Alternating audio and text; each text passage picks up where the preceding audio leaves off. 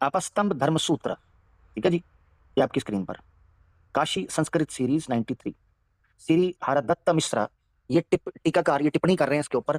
Original जो है ये ऋषि आपस्तंभ धर्म सूत्र जिनका है ये ऋषि, जो शूद्र प्रथम 3 वर्णों के पुरुषों के साथ वार्तालाप में, यानी उनके साथ बैठना, उठोल-चाल, मार्ग रास्ते में, चलने में, शया पर यानी सीट पर बैठना एक जगह पर या सोना, बैठने के आसन पर तथा अन्य कर्मों में समानता का व्यवहार करे, उनके सामने नहीं उनकी तरह बिहेव करे, व्यवहार करे, उसे दंड से पीटने का दंड दिया जाना चाहिए।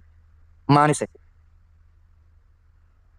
मानो, यहीं पर बस नहीं, आगे बढ़ते हैं। 15वां हो गया, आगे बढ़ते हैं जी।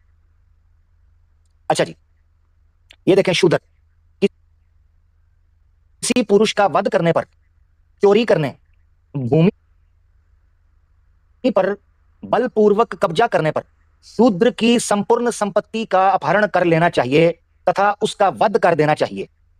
शूद्र की सजा यह है कि अगर वो किसी का वध करे, चोरी करे, भूमि पर जबरदस्ती कब्जा करे, तो शूद्र की सारी संपत्ति जो है उस पर कब्जा कर लेना चाहिए और उसको मार देना चाहिए।